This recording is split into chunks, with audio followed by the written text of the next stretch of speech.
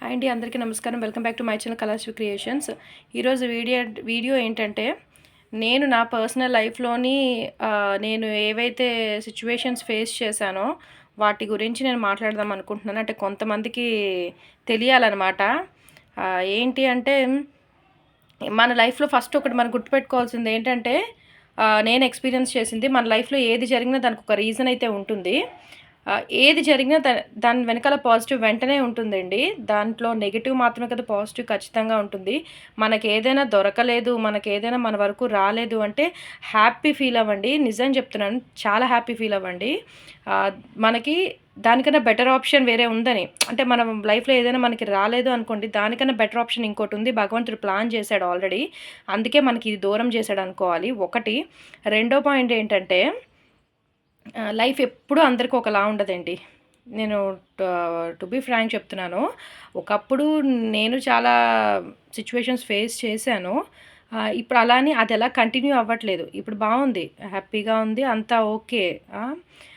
ఒక అదొకటి చెప్పాలనుకుంటున్నాను. నెక్స్ట్ ఏంటంటే, ఫస్ట్ ఈ చాడీలు ఉన్నాయి చూడండి, ఒకళ్ళ మీద ఒకళ్ళకి, ఒకళ్ళ మీద ఇంకొకళ్ళకి అట్లా చెప్తున్నారు చూడండి.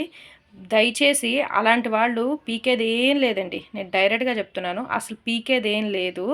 ఒక మనిషికి కుదిరితే రెస్పెక్ట్ ఇవ్వండి. రెస్పెక్ట్ ఇవ్వడం చేత కాదా, మానేయండి. అంతేగాని మీరు ఆ మనిషి మీద చాడీలు చెప్పేసి, ఆ మనిషికి కనబడినప్పుడు ఆ మనిషిని ఇన్సల్ట్ చేసి ఇంకా అలా మాట్లాడకూడదు కూడా చెప్తున్నా. నాకు ఇరిటేషన్ వచ్చి, నా వరకు కొన్ని విషయాలు వచ్చి, నేను దీంతో నేను రియాక్ట్ అవుతున్నాను. నీ పనేదో నీది చూసుకో, అంతే. నేనైనా అంతే, నా పనేదో నేను చూసుకుంటాను. నాకు వేరే వాళ్ళ విషయాలు అనవసరం. నా లైఫ్ నాకు అవసరం. నేనే కాదు, ప్రతి ఒక్కడికి వాళ్ళ లైఫ్ వాడికి అవసరం. కాబట్టి దయచేసి మీకు కుదిరితే మీ లైఫ్లో మీరు ఉండండి, పక్క వాళ్ళ లైఫ్లోకి దూరకండి. ఉన్నవి లేనట్టు, జరగనివి జరిగినట్టు, లేనివి ఉన్నట్టు ఎందుకండి ఇవంతా మీకు? మీ వరకు మీరు గొప్పే కావచ్చు, మీ వరకు మీరు చాలా బాగుండొచ్చు, బట్ యువతల వాళ్ళు బ్యాడ్ పొజిషన్లో ఉన్నారు అనుకోవడం మాత్రం అపోహ.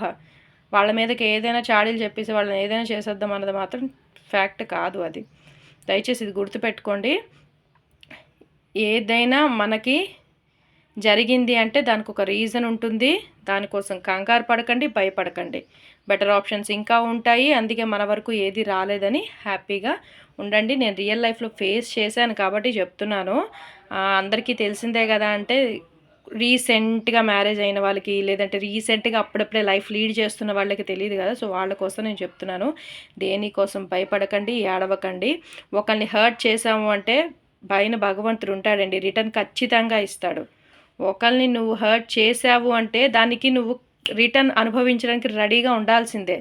డౌట్ లేదు, అది పక్కా నేను చెప్తున్నాను. అది అబ్బాయి కావచ్చు, అమ్మాయి కావచ్చు, ఎవరైనా. నేను అమ్మాయిని ఇది చేస్తేనే నీకు అబ్బాయికి తగులుతుందని చెప్పట్లేదు. అమ్మాయి అవ్వచ్చు, అబ్బాయి అవ్వచ్చు. నువ్వు ఎవరిని జీవితంలో ఎవరిని మోసం చేసినా, నువ్వు ఎవరిని ఏడిపించినా తిరిగి రిటర్న్ నీకు ఏదో ఒక విధంగా వస్తుంది.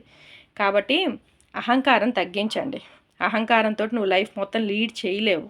అహంకారం తగ్గించుకొని కొంచెం ఉన్న పొజిషన్ ఏంటంటే, మనం ఇంకొకరిని అనే ముందు మనం ఏ పొజిషన్లో ఉన్నామో, మనం ఏ పొజిషన్ దాటుకొని వచ్చామో అన్నది ఒకసారి ఆలోచించండి. ఎక్కువ తక్కువ మాట్లాడకండి. ఎవడి లైఫ్ వాడిదే, ఎవడి లైఫ్ వాడికి రిస్క్గానే ఉంటుంది, ఎవడి లైఫ్ వాడికి హ్యాపీగానే ఉంటుంది. పక్క వాళ్ళ లైఫ్లోని వేలు పెట్టాలని చూస్తే మాత్రం మన లైఫ్ మాత్రం పక్కా నాశనం అయిపోతుంది.